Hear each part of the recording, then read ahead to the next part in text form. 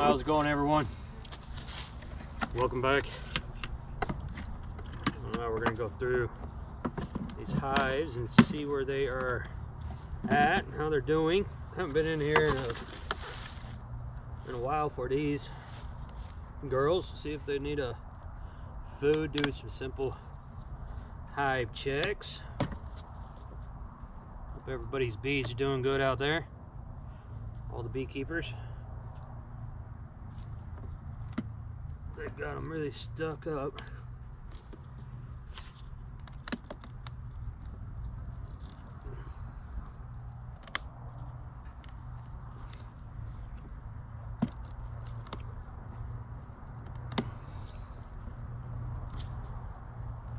Jeez. There we go. It's chilly out here. It's mid 50s, low 60s. Sun's coming out. It's gonna warm up nice though, but we've been out all morning. They're pretty clustered up, as you can see. Still, they haven't really broke. Most of them haven't. Good food on here. That's good. This will be about our last really deep inspection for most of our hives, except for the ones that we'll do some videos with. But through the winter we try to get done with everything, just making sure where the colonies are at. If we need to combine, we're combining. If we need to replace queen, we will. Or we have no queens right now, but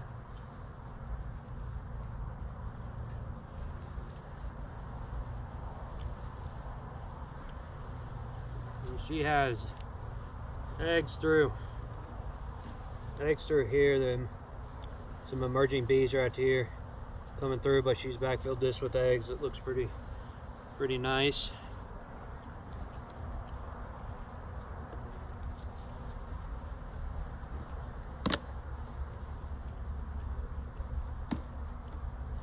This one's the bigger of the two. That one over there is small. So we'll check her to see if they're coming along or not. It's a beautiful day though. It's going to be a great weekend, and then middle of the week we're going to get really cold.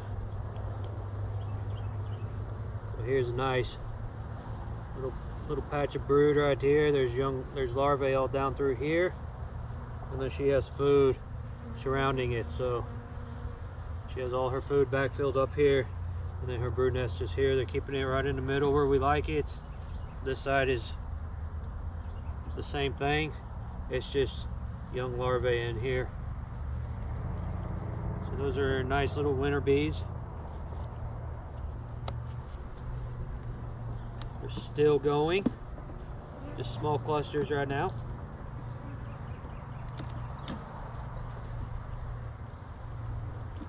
We'll drop some food in here for sure. But we let them go through the goldenrod, see what they can come. A good amount of pollen all through here. This side is nectar, probably from goldenrod and asters. So come next spring, what we'll do is we'll take a wax block and we will rub it all over these corners right here, and that will help them draw out the rest of that little frame. So that's how we do to get them to draw the corners all the way down. Sometimes they chew the wax off, but they won't draw them after they've already got the wax off all of those. They're not going to be anything. They won't draw them out for next spring more than likely. So we will put some wax on it and get them drawn. So these don't have feeders. I meant to bring feeders out here to put on top, but I forgot them. But it has an internal feeder, so we'll get food on that one shortly. Let's check this one, see where they're at. See what we're going to do with it.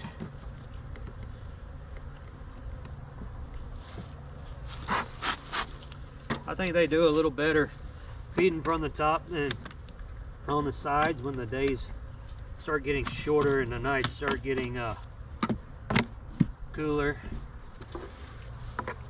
So she looks like she's done pretty well, boosted up enough.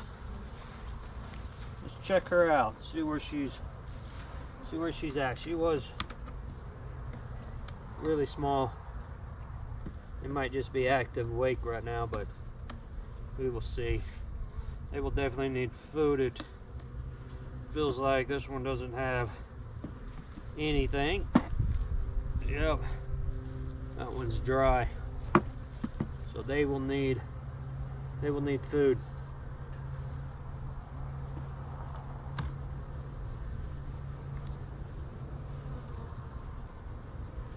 Which is not a big deal.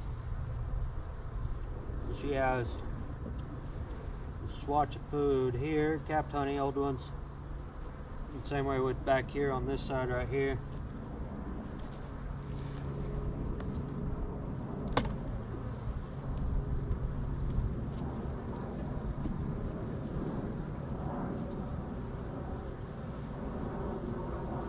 Pollen up through here. A little bit of food, some nectar.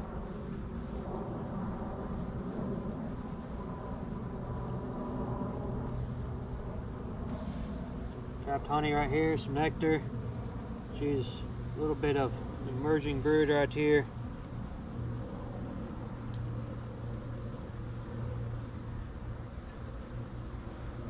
Yeah, probably gonna backfill that one.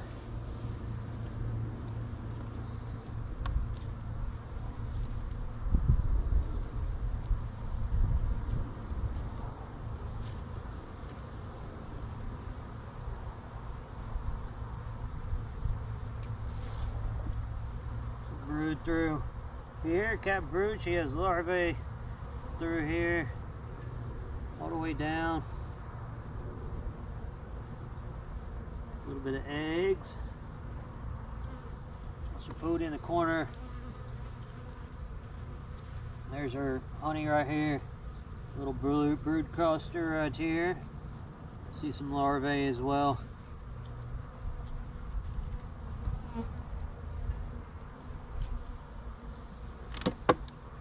So they're looking pretty good. We won't combine them. I think they will be all right. And emerging brood, and they're putting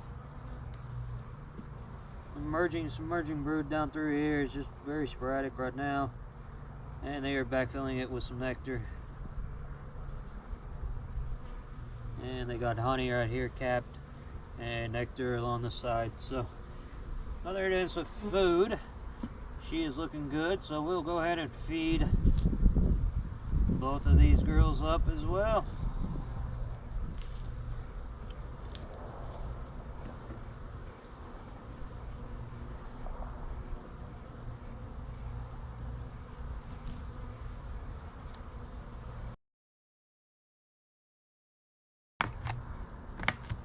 So this late in the season, what we're using is 55.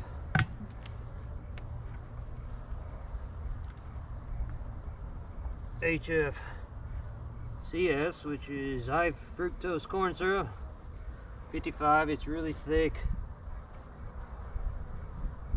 but it won't put moisture in the hive. It will give them a lot of extra food and weight. They don't have to do anything for it. They can use it and store it instantly. I said it before, I don't think this is like the best thing for them. There's a lot of people that feed it, but if you're needing to add weight on them and get them fed for winter, and you don't want the moisture in the hives, then it's not bad. It's better than having them starve to death. and they won't make it. So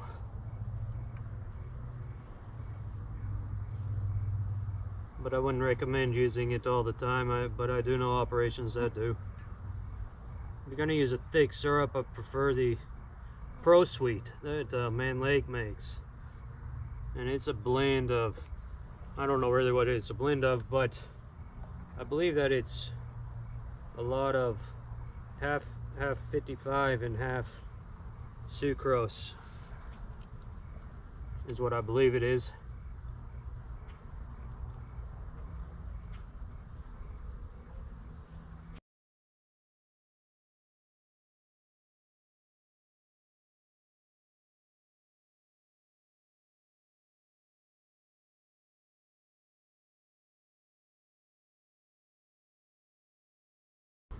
Alright, well, that's what we're out doing today, this weekend. Taking advantage of some warm days before the cold front comes through. And then we will get them fed, making sure the colonies are at where we want them. That we're not going into winter with real tiny colonies and stuff like that. So they will just do a lot better for wintering purposes. There's a saying in the beekeeping world: take your losses in the winter or in the fall and stuff, and that's what we hope to do. So we have a pretty good track record through the winter though of not losing too many hives doing this, so we are fortunate. Strong hives, healthy clusters, good queens on them, and you know, good food with them, and they will do good for your winter. So people ask also one thing before we go, is if we keep the bottom boards in or out on all of our hives. I don't run screen bottom boards on anything. The Apimays have their trays in the back, and we keep them like that through the winter. As you notice, we only have one door open as well. We will put the feeders back on here, and we don't worry about doing all the sugar and stuff, not in the Apimays. They have sealed up all the vent holes anyways on the Apimaye feeders, and I'll get into more about the humidity and temperatures, and we got some experiments that we're going to be doing this winter too to show you with the brood minder and things of that nature. I believe that it's just better when they can control it better. So we don't use open boards, open bottoms, or anything of that nature. So all of them are closed up on the bottom. All right, well, I appreciate you guys watching. Give us a like and a thumbs up. Share us if you enjoy the videos. Subscribe to the channel. We appreciate it. All right, we'll catch you on the next one. Hope you guys are doing good with your bees. See ya.